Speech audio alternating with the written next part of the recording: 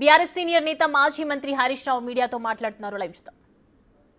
వెయ్యి ఆనిచ్చేదేంటండి, already 968 allocation ఉండే మనకు. ఇది ఇట్లా ఇకపోతే కృష్ణ, అది ఎంత అజ్ఞానం. నేను కృష్ణా బేసిన్లో పుట్టినా అంటాడు, పాలమూరు బిడ్డ అంటాడు.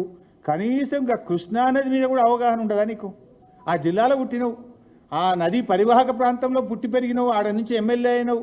ఆ నదిలో వాటా ఎంత, ఆ నదిలో మన హక్కు ఎంతో కూడా సోయలేదా నీకు? ముఖ్యమంత్రి విడిచిపెట్టు, ఆ జిల్లాలో జడ్పీటీసీగానో ఎమ్మెల్యేగానో చేసినావు కదా.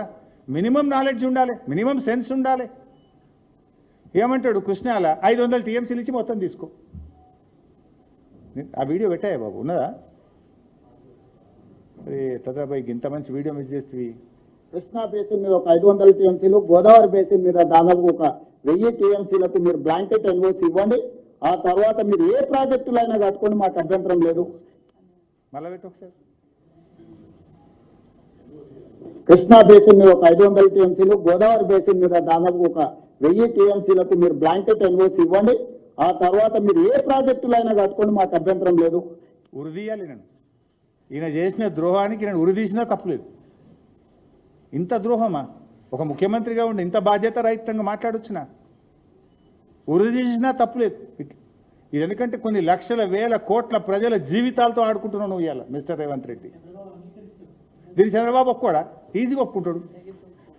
కేసీఆర్ ఏమో నాకు ఇప్పుడు ఉన్న 968 కాక ఇంకా 1950 కావాలని కేసీఆర్ కొట్లాడిండి అన్నాడు. ఈయననేమో 1000 చాలంటాడు. ఇక కృష్ణాకి వస్తా, కృష్ణలో 500 చాలన్నాడా? 500 ఇస్తే నువ్వు ఏమైనా చేసుకో అంటుడు. కృష్ణాలో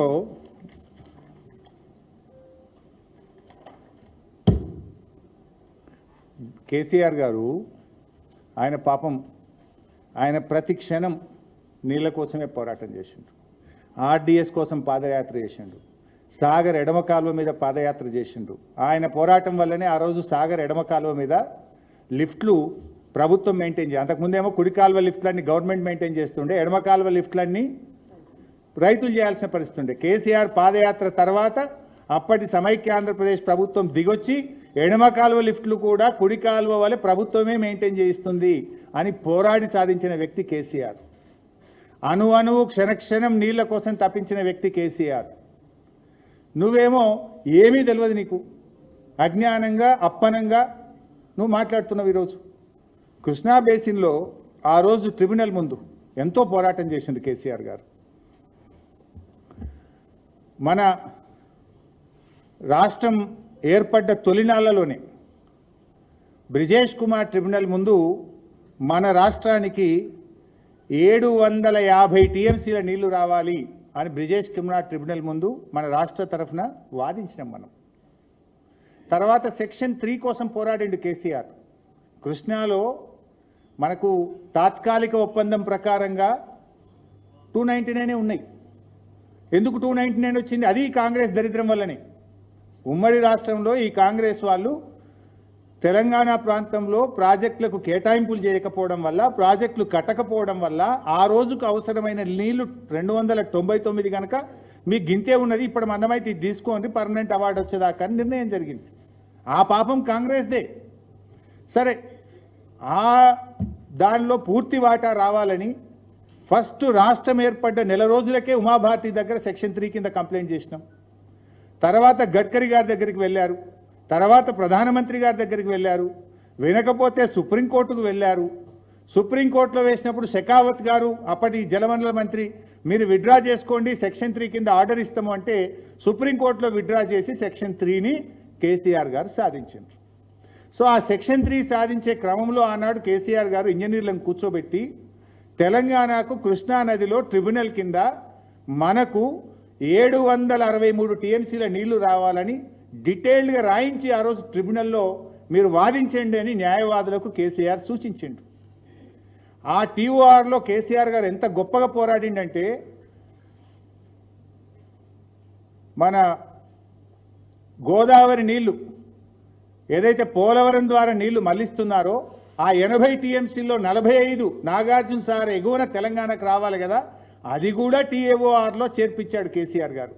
అంటే కృష్ణా నదీ జలాలను తెలంగాణ ఆంధ్రప్రదేశ్ మధ్య పంచడంతో పాటు పోలవరం నుంచి మళ్లించే నీళ్లలో 45 టీఎంసీలు కూడా నాగార్జున సాగర్ ఎగువన తెలంగాణకు వచ్చే దాన్ని కూడా టర్మ్స్ ఆఫ్ రెఫరెన్స్లో చేర్పించి ఆనాడు సెక్షన్ 3ని కేసీఆర్ సాధించారు. సో దాని ప్రకారంగా ఇది ఉందా, నేను ఎక్స్ప్లెయిన్ చేయాలన్నా, దాని ప్రకారంగా ఆ రోజు ట్రిబ్యునల్ ముందు కేసీఆర్ గారు 75% డిపెండబిలిటీ కింద 555 టీఎంసీలు, 65 డిపెండబిలిటీ కింద 43 టీఎంసీలు, ఫ్రమ్ యావరేజ్ ఫ్లోస్ కింద 120 TMC, diverted Godavari water allocated to Krishna basin 45 టీఎంసీలు, అన్నీ కలిపితే 763 టీఎంసీలు కృష్ణా బేసిన్లో తెలంగాణకు రావాలి అని ట్రిబ్యునల్ ముందు తెలంగాణ ప్రభుత్వం అఫిడవిట్ ఫైల్ చేసింది. We have filed the affidavit. We are claiming one side and the other side you are saying 500 is enough. Will it not affect our argument in front of the tribunal? ఈరోజు ఏమైంది, ఒకవైపు tribunal ముందు 763 టీఎంసీలు మాకు రావాలని తెలంగాణ న్యాయవాదులు, Telangana irrigation department tribunal ముందు వాదిస్తుంటే ఈ రాష్ట్ర ముఖ్యమంత్రి 500 చాలనబట్టే. మరి ట్రిబ్యునల్ ముందు మన వాదనలు వెయ్యిపోవా? ట్రిబ్యునల్ ముందు మన వాదనలు మనకు బలం తగ్గదా? ముఖ్యమంత్రి ఏం మాట్లాడాలి? అడ్వకేట్లు, తెలంగాణ ఇంజనీర్లు 763 అంటే ముఖ్యమంత్రి 1000 కావాలని మాట్లాడాలి. ఈయననే 500 చాలంటాడు. ఏం మాట్లాడుతున్నావు నువ్వు? బేసిక్ నాలెడ్జ్ లేకుండా ఎందుకు మాట్లాడుతున్నావు నువ్వు? This is a statement. This is already there in front of Brijesh Kumar tribunal. This is not my document. This is the document submitted by Telangana Irrigation Department in front of the Brijesh Kumar Tribunal. This is the official document. బయట పెట్టి దమ్ముంటే ఏం మాట్లాడుతున్నావు నువ్వు? గోదావరిలో 1000 చాలంటావు, కృష్ణాలో 500 చాలంటావు. నీ అయ్యా సొమ్మ, నువ్వెవరు? నువ్వు ఈ రాష్ట్రానికి కాపలదారుడి.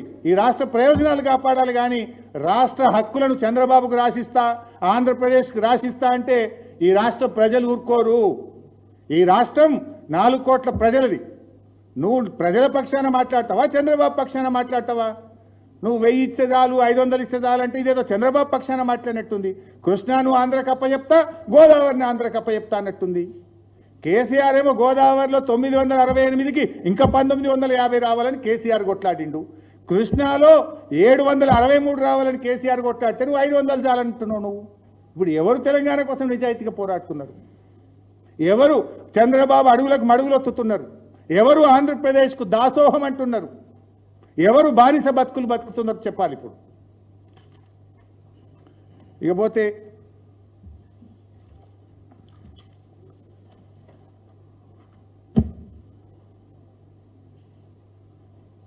ఆదిత్యనాథ్ దాస్ ఆయన ఎవరు మనందరికీ తెలుసు. ఒక అడ్వైజర్ పెట్టుకున్నారు. ఎందుకంటే అట్లాంటి అడ్వైజర్ని పెట్టి గిట్లే అవుతుంది. ఈయన రాయలసీమ ఎత్తిపోతల పథకం అక్రమంగా కడితే బీఆర్ఎస్ పార్టీ, ఆనాటి బీఆర్ఎస్ ప్రభుత్వం గ్రీన్ ట్రిబ్యునల్లో కేసు వేసినాం, సుప్రీంకోర్టులో కేసు వేసినాం. ఆ రోజు కోర్టు ఈయన చీఫ్ సెక్రటరీ ఆఫ్ ఆంధ్రప్రదేశ్, ఈయన ఆంధ్రప్రదేశ్ నీటిపారుదల శాఖ ముఖ్య కార్యదర్శిగా ఉన్నాడు, చీఫ్ సెక్రటరీగా ఉన్నాడు.